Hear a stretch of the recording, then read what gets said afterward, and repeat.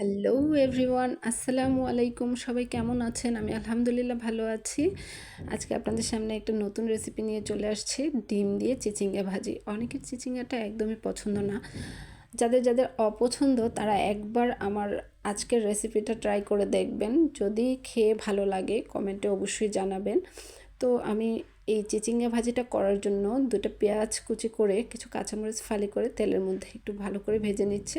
যতক্ষণ না brown colour আসবে ততক্ষণ আমি এটাকে ভাজতে থাকবো।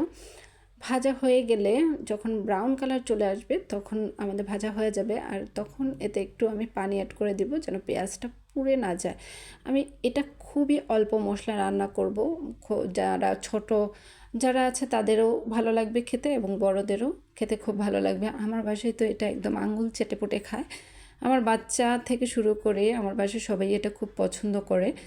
এখন আমি দিয়ে দিব এর মধ্যে একটু আদা রসুন বাটা, তবে অল্পই দেবো আদা রসুন বাটা। বেশি আদা রসুন বাটা দিলে আমার কাছে কেমন জানি একটু আদা রসুনের স্মেল লাগে, তো সেটা আমার ভালো লাগে না একদমই। সেজন্য অল্প করে আদা রসুন বাটা দিয়ে একটু কষিয়ে আমি দিয়ে দেবো এর মধ্যে ধনিয়া গুঁড়া দিয়ে আমি একটু কষিয়ে নেব।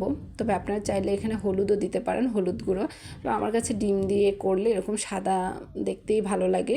এটা আসলে যার যার রুচির ব্যাপার। কেউ যদি হলুদ গুঁড়ো দিতে চান তাহলে কোনো সমস্যা নেই, দেখতে একটু হলুদ হলুদ হবে। আমার কাছে সাদাটাই ভালো লাগে, তাই আমি ওরকম সাদাই রাখি। এখন আমি ধুয়ে রাখা চিচিঙ্গাগুলোকে দিয়ে দিব।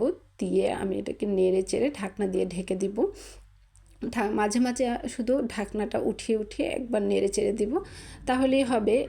এই যে দেখেন ঢাকনা দিয়ে ঢেকে দিলাম। ঢেকে দেওয়ার পর আমি ঢাকনা উঠিয়ে এখন নেড়ে চেড়ে আমি ডিম অ্যাড করে দিব। এখানে এমনি দুইটা ডিম ফেটিয়ে রাখছিলাম, ছোট ছোট দুইটা ডিমই ছিল, তাই ওইটা দিয়ে আবার অনেকে এটা আপনারা ডিমটা আগে থেকে ঝুরি করে নিয়েও দিতে পারেন। আমি একবারেই দিয়ে দিলাম।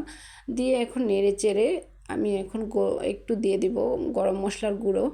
আমি এলাচ দারচিনি আলাদাভাবে অ্যাড করিনি, কারণ আমার গরম মশলার গুঁড়োগুলো আমি নিজে বাসায় তৈরি করেছি। এইখানে এলাচ দারচিনি জয়ত্রী জয়ফল সব কিছু একসাথে দিয়ে আমি এটা নিজে বানিয়েছি, সেজন্য আমি ওখান থেকে একটু দিয়ে দিয়েছি। আর যাদের ওরকম গুঁড়ো বাসায় নেই তারা অবশ্যই এলাচ দারচিনিটাও অ্যাড করে দিবেন।